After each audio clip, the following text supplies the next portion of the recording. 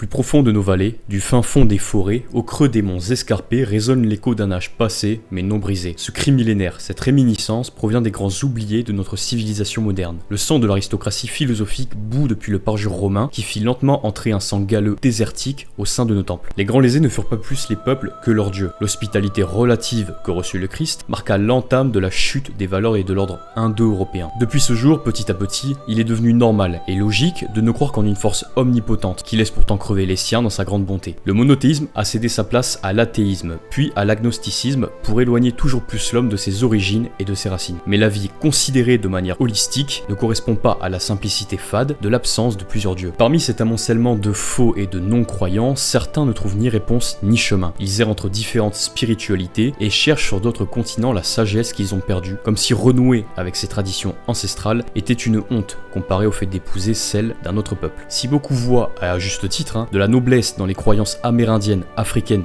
ou asiatiques, il n'en est pas le cas pour celles de leurs ancêtres. Il est normal en soi, dans notre société, d'idéaliser l'animisme ou le polythéisme des autres et de trouver en même temps dépassé et arriéré le paganisme européen. Cette vidéo a pour but de montrer qu'il est parfaitement légitime de croire en plusieurs divinités et d'y croire réellement. La noble conviction dont certains monothéistes sont habités doit s'emparer également des défenseurs du polythéisme. Avant d'aller plus loin dans cette vidéo, je compte sur vous pour liker, partager, commenter et vous abonner pour soutenir mon travail. Merci et bon visionnage. Dans un premier temps, nous pouvons constater qu'il y a depuis un certain nombre d'années une forme de renouveau païen, à mettre entre guillemets bien sûr. S'il est vrai que l'univers polythéiste européen est remis au goût du jour, c'est bien souvent au travers de séries ou de films à gros budget qui ne manquent pas de politiser leur travail afin de transmettre certains messages. Évidemment, nous pouvons penser à la série Viking ou Barbare, traitant des populations germaniques de Scandinavie ou d'Europe centrale, ou encore des films Avengers qui se sont emparés de la mythologie scandinave. Dans tous les cas, nous sommes face à une forme de satire du païen, représenté souvent comme un sauvage, penché uniquement sur la guerre et le combat, dénué de formes d'art et de raffinement. Mais comme nous le verrons dans la partie suivante, les textes mythologiques indo-européens sont des joyaux spirituels complexes et parfois difficilement déchiffrables. C'est depuis l'avènement de ces films et séries que nous voyons émerger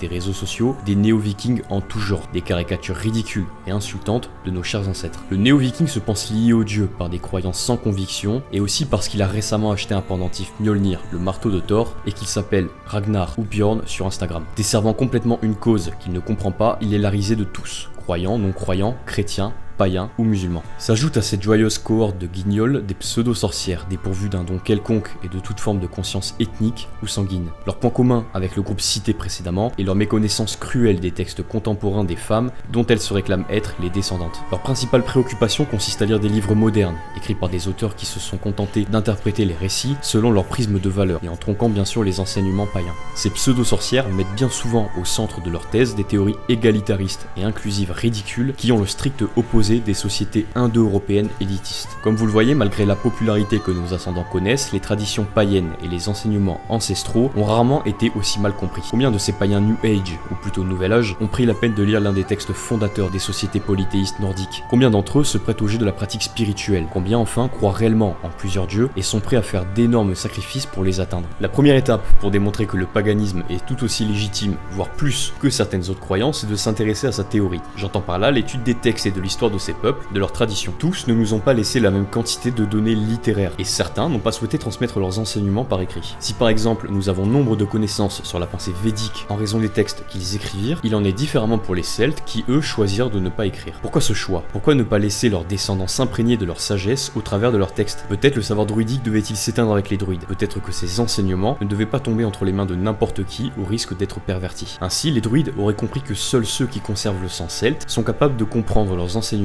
et de le trouver en eux-mêmes, dans le regard qu'ils portent sur le monde. Mais revenons-en aux traditions. Certains thèmes reviennent très régulièrement dans nos croyances, et ce malgré les différences d'époque et de géographie. Georges Dumézil a mis en exergue une division tripartite des fonctions divines au sein des panthéons païens européens. Ainsi, 3 dieux différents remplissent les 3 rôles primordiaux de la société indo-européenne. Le premier rôle est religieux, et est occupé dans les différentes traditions par le dieu Odin pour les Scandinaves, Jupiter pour les Romains, chez les Grecs par Zeus, le Dagda Ulug chez les Celtes, ou encore Mitra pour les Indiens. La seconde fonction est était guerrière et martiale. Les Scandinaves y ont associé les figures de Thor et de Tyr, les Celtes, Taranis, Arès et Athéna chez les Grecs, avec leur pendant romain bien sûr, et Indra pour les Indiens. Le dernier aspect est économique, il est lié à la fécondité. Freyr ou Freya en est la représentation scandinave, Cernunnos ou Bélénos la figure celtique, Aphrodite chez les Grecs et H20 chez les Indiens. Mais d'autres similitudes sont à relever, le culte permanent du soleil, la dévotion guerrière ou encore la présence, dans chaque tradition indo-européenne, d'un mythe lié aux terres perdues du nord du monde. En effet, les Scandinaves, les Celtes, les Indiens ou même les Égyptiens, qui ne sont pourtant pas du même sang que ceux cités auparavant, parlent de plusieurs îles au-delà du cercle polaire arctique, dont proviennent les dieux et les peuples. Toutes ces similitudes témoignent tout d'abord d'une origine commune entre tous ces peuples qui ont alors gardé leurs croyances et les ont exprimées plus ou moins de la même manière. Toutes ces populations ont évolué parallèlement, parfois sans se côtoyer, et pourtant ont développé des croyances similaires. La raison, selon moi, en est que ces peuples expérimentèrent de la même façon les puissances divines, variant selon les filtres bien sûr, et en déduisirent plus ou moins les mêmes choses. Pourquoi avons-nous toujours la question de réincarnation? Pourquoi les dieux de la guerre sont aussi ceux de l'orage? Pourquoi faut-il qu'il y ait constamment cette idée de renouveau après la fin du monde? Comme vous le voyez, ces points communs sont nombreux, et il me semble déraisonnable de tout mettre sur le dos de l'origine commune. Nos ancêtres ont reconnu le divin de la même façon.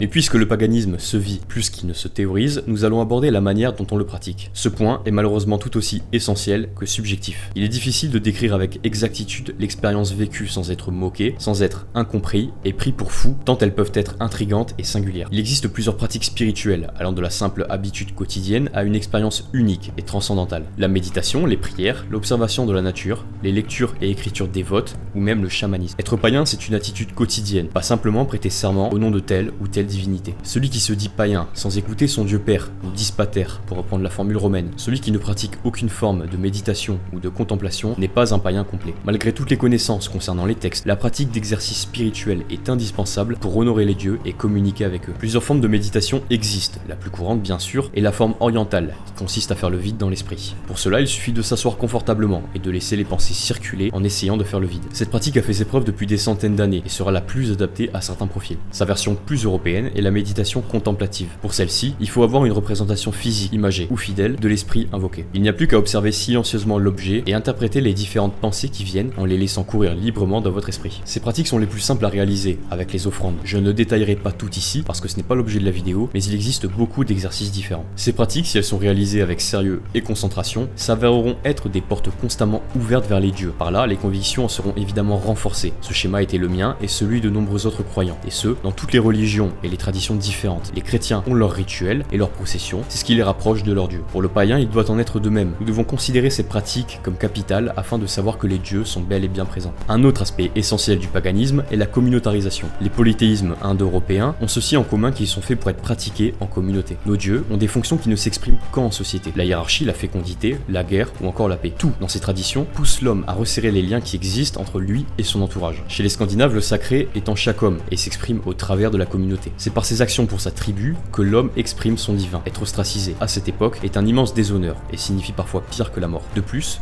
c'est un formidable moyen d'échanger avec les autres sur les textes, leur compréhension, mais aussi sur les expériences vécues. L'apogée de la communautarisation païenne réside dans les fêtes, comme celle de Samonios chez les Celtes ou celle de Valborg chez les Scandinaves. Elle est l'occasion de révérer les dieux pour leurs bienfaits, mais également de souder la communauté. Donc comme vous le voyez, le fait de croire en plusieurs divinités est parfaitement logique et légitime. Les textes anciens attestent d'une sagesse ancestrale basée sur la pratique de plusieurs exercices spirituels qui ne manquent pas de convaincre les sceptiques. Il est donc possible et même souhaitable que le paganisme revienne dans les normes, qu'il ne soit plus honteux de croire en un panthéon de dieux plutôt qu'en un seul, ou pire de ne croire en rien. Le chemin vers l'acceptation et la reconnaissance des dieux est un long chemin et qui demande une certaine modestie. Ce n'est qu'au cours de plusieurs expériences et d'une multitude d'introspections que le divin se révèle à nous. Mais ces efforts ne sont jamais vains, ils ouvrent la porte dans un monde qui dépasse l'entendement. L'expérience du divin, la connexion avec un ou plusieurs dieux, balaye les préoccupations futiles de l'esprit humain. Le résultat en quelque sorte c'est l'immortalité.